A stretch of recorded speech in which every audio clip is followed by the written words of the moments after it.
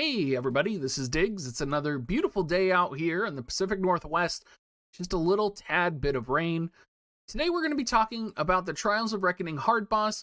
We're going to go over some basic tips that can help you, specifically regarding Espers, team layout, team composition, utilization of bonus units, what units I found to be more effective. I've tried kind of a variety of different compositions to try and optimize it.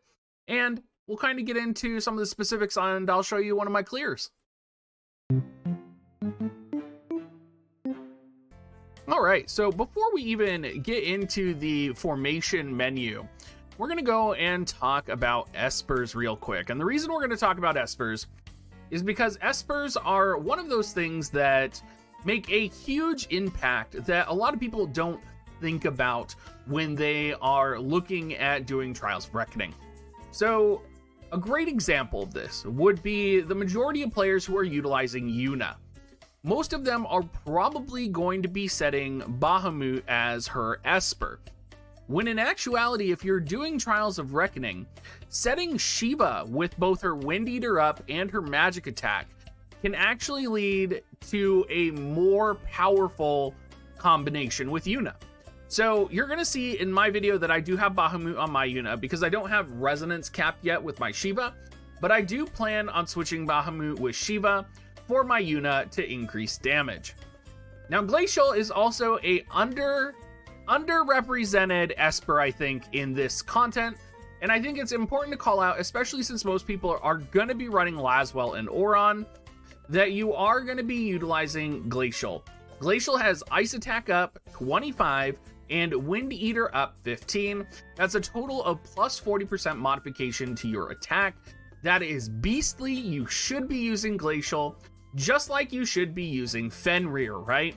Fenrir, of course, has Wind Eater as well as Slash Attack up. So not only does Fenrir have Wind Eater, Fenrir has Wind Eater plus 25, Slash Attack plus 15. That's another plus 40 modification against Yunalesca, since Yunalesca is a wind element unit. It's just a no-brainer, right? Like, you need to be using these Espers. It's substantially better than most of the Espers people are probably prioritizing, and you're going to be farming the main missions enough times that you can probably farm their resonance before you go and do the boss battles. Now, Ifrit is also a really good choice. A lot of people running Glaciella here, and Ifrit might surprise a lot of people that I'm saying run Ifrit, but Ifrit also has critical hit rate added to his 3-star menu.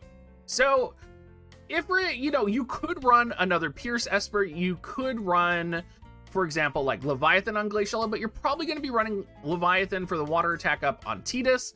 So when you're looking at what type of a party formation you're running, critical hit rate is kind of the name of the game in this party, so you should maybe think about running Ifrit.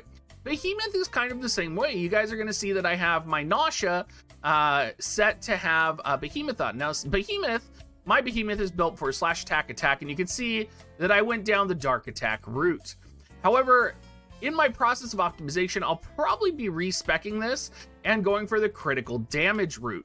Now, again, not sure if that's what I'm going to do in the end game. It might even be possible that getting this critical damage on Tidus might actually be more powerful than some other options for Tidus, especially if you can stack even more critical damage. Not 100% on that. Maybe like if you can get his own or the accessory from the event on Tidus, it would be really interesting to kind of see. Other than that, I'm running Leviathan for the water attack up on Tidus most of the time right now. Hopping into the actual event, though, let's talk about the bonus units, and let's talk about kind of creating a balanced team, right? A lot of times when you're running the quests, you can just run kind of all the bonus units at once. And compared to a lot of the Trials of Reckonings that we've had in the past, this Trials of Reckoning is very easy. And it's surprising how easy this Trials of Reckoning is. Like, I can auto this Trials of Reckoning and get 7k with a variety of different compositions, and that's only utilizing like 2 Final Fantasy X units, right? When I was experimenting with this, I was running different compositions with and without Yuna, because Yuna is kind of a pain in the ass for this Trials of Reckoning, because Yuna is going to both destroy your chains, she's going to be a little bit unpredictable. it's a little frustrating. So like when I'm running Yuna, I literally turn everything off except Sonic Wings.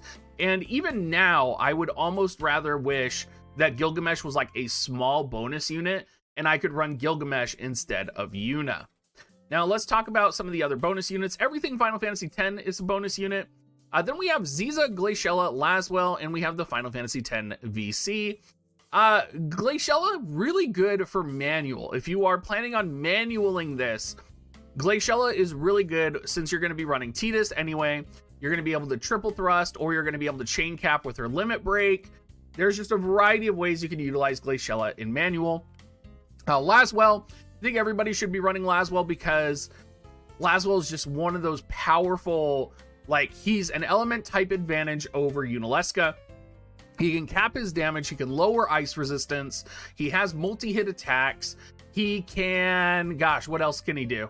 It feels like he can just do it all. So if you are running, for example, if you have an Oron, then running Laswell is definitely a no-brainer because you can also pair it with Nasha and Fenrir, right?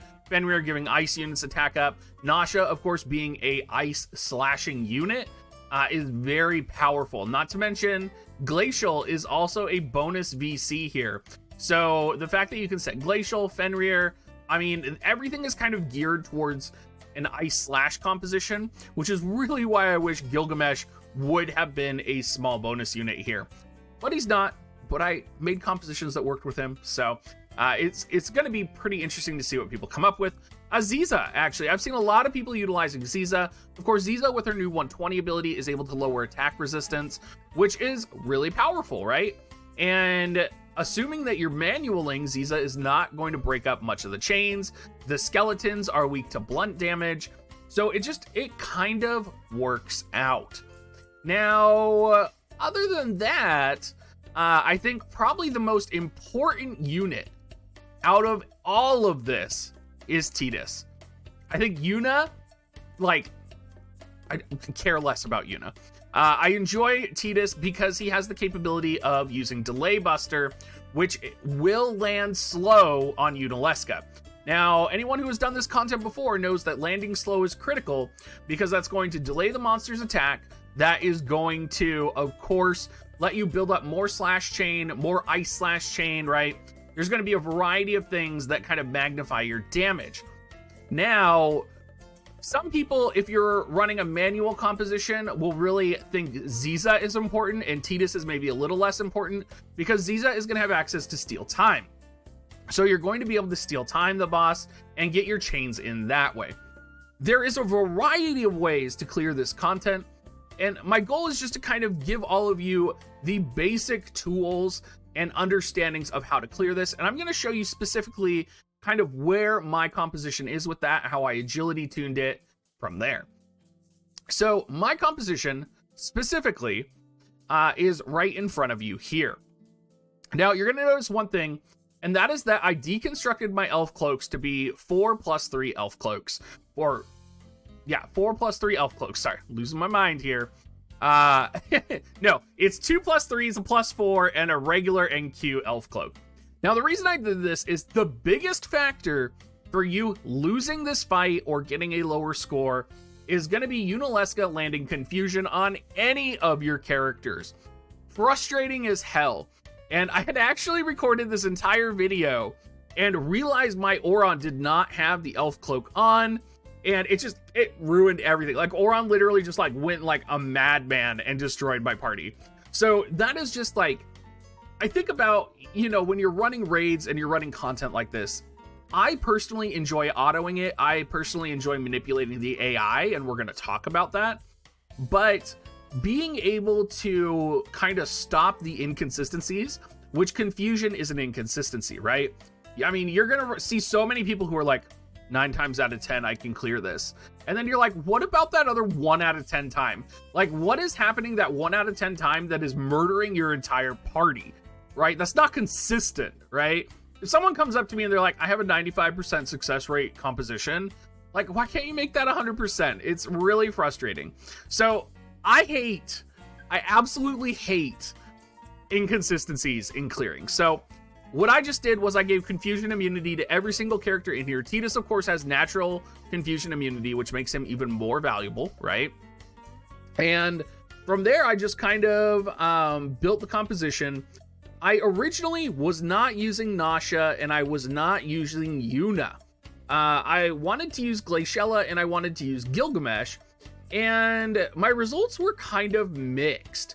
I just found that Glaciella destroyed the chain way too often with an auto comp, and I found that Gilgamesh, if he wasn't finely tuned correctly, would kind of run off and do his own thing.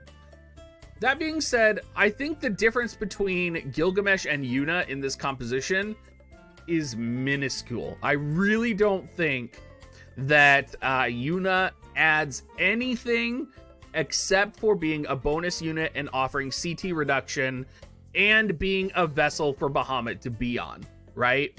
Like, Yuna is literally has everything turned off for me except for her limit break and sonic wings, and that's all I expect from her. There are a couple people who have been trying to convince me to run Green Mage Yuna, and I did experiment with Green Mage sub Yuna on auto, and she definitely did do Imperil and D-Shell, but what happened is I ran into the same problem that I ran into with Glaciella, where she was just interrupting the chains too much, and I couldn't do it. So with Yuna, I kept her as a CT minus kind of monster. With Nasha, the reason I utilize Nasha is because, one, she's an ice slash unit, but two, she lacks the range to attack right away, which means she's gonna buff the party. I've considered switching Oron and Nasha's position. Again, I have not optimized this, right? So for those of you who have run this, slot 1 is going to be the center position, which is really going to give you some leverage, right? Otherwise, the other 4 slots are 2 on each side.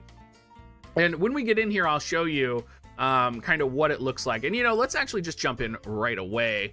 But basically, we utilize Laswell for his ice attack down. We utilize Tidus for his slow, Yuna for CT minus, Nasha for just ice and slash and as a buffer. And Oron is important because he has a physical barrier debuff. Now, if you don't have Oron, before I jump in, I would consider running a unit with a physical barrier debuff, because if Yunalesca gets that physical barrier debuff up and you can't reliably get past it, you're going to be in trouble. So let's go ahead, we'll hop in first, and I'll show you why I have my units positioned the way I do. Again, you can use different combinations with this, and I'll talk about how I've experimented with different combinations throughout this video. And again, keep in mind, this is for auto, right? So I would say my average auto is about 6,500 to 7,000. If you can auto this and get 4,500 even, or 4,000, like, that's enough to max this event out. That it's just gonna be easy for you, right? So first things first, Yuna is of course going to pop her limit break here and kill the skeleton. Now the skeletons are problematic because they're an AP drain if your units use abilities on them. Now I prefer having Yuna one-shot them. Kotetsu from Gilgamesh can also lower slash resistance on Yunalesca and kill a skeleton simultaneously. So that's a really good utilization for Gilgamesh if you're looking for efficiency. Otherwise, Tidus can one-shot auto-hit these skeletons to death. My Yuna is just going to pop her LB here. Well, I have no idea why. Tidus is going to run up and manually hit the skeleton. I like to have Tidus kill the skeleton because having him do that gets him AP, which means he's going to be able to use abilities throughout the fight, because that's going to be a problem, as you will see here when we go for agility tuning.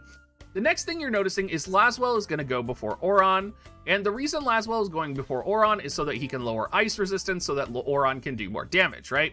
Makes sense so far, right? Nasha is going to come in and buff here. Again, this is kind of why I was considering switching positions, maybe with even Yuna and Nasha, or maybe putting Nasha in the center so that she can hit Tidus as well. Yuna is going to come in, and you'll notice this will hit the CT minus. This is going to cause something interesting to happen. So Tidus is going to delay buster here. And this is what we talk about when we talk about agility tuning. Notice that popped Oron up a tier. This is important because right now, with the way the layout in this map is, Oron and Laswell are not able to use Revitalize. They are not able to use Inherited Tyranny. Your TMRs are useless here. I feel like that should be like a giant message that I post, like, your TMRs are useless here. Unless, of course, you pop them before you get in. If you're someone who's having trouble killing this boss, popping your TMRs beforehand might actually be really helpful, or popping your buffs beforehand. So what's going to happen here is Laswell and Oron are going to run forward and attack. This is generating AP for them, which is great, right? And then what's going to happen is now they're going to have AP, Yuna's going to go, and then we can start our slash chain, right? So this is where it just gets really nice. And Yunalesca should not be taking another turn if everything goes good. She might take one, but the slash chain started now. We're going in. We did 9999. I have experimented as well with using physical or damage cap up. It's a little bit problematic. You can see here we're running into the problem of Yunalesca having her physical barrier up. So we're hoping that Oron will just take that physical barrier down this next round if he has enough AP. And he does with Heaven's Fall. So the barrier is removed now. And Yuna will deliver the finishing blow there with her Esper, which she should not be doing. So we will go turn her Esper off. But that's just an example of, you know, this mission is so easy compared to other Trials of Reckoning. The fact that I can do this without Yuna at all, utilizing Gilgamesh for Kotetsu and going even faster, is wonderful. And keep in mind, that's not utilizing Yuna, that's not utilizing Bahamut, right? Like, those are two powerful bonus that I'm just like, get out of here, I don't need you. Of course, the final result is I am using Yuna, but I think if I optimize my Gilgamesh composition for an Ice Slash comp, I could easily do this. Now, manual, you can easily break, you know, probably 8,000 to 9,000. You can probably break that pretty easily if you are making sure to focus on the chain cap finisher. It should be pretty easy for you to do. Other than that, that's kind of my approach to Trials of Reckoning right now. I think there is, you know, it's a lot more accessible than it used to be. And I think that's an important emphasis, right? Because of course you look at my account and you're like, oh, he has all the bonus units, right? But what you didn't see is me not using Yuna, not using Nasha, right? Trying to utilize Glaciella. I think at least everybody out there has probably Tidus maxed out, or will be close to maxed out by the end of this event. And I think even just utilizing Tidus and putting on the naked VCs is going to be enough of a bonus for you to kind of find some type of slash composition to clear this content. Because honestly, that's all you really need, is some type of slash composition. You don't need to have an amazing composition to break 3,000 or 4,000 points. A great story, the last Trials of Reckoning, you all probably know I don't have Ramza. And Ramza was a key component of light slash domination that just drove me up a wall, because the only composition out there was light slash, and I had to come up with my own Pierce composition clear in order to do that. And I only got about 4,000, 3,500 per clear, and I was able to get a +5 from the gear from that. So if you're out there and you're like, oh my gosh, Stig's got 7,000, or he has all the bonus units, or I'm gonna have to manual this all the time, if you can just set up an auto party for, you know, 3,500 with like your best units and kind of stuff in any like information you pulled from this video, like, you're gonna be fine, dude. You can do it. If you have any questions, drop it down in the comment section down below. Let me know. And I hope you guys all have a good rest of your day. Make sure you use my affiliate link, dig.gs/coins. And yeah, I'll see you around in the Discord, and have a good one, you guys.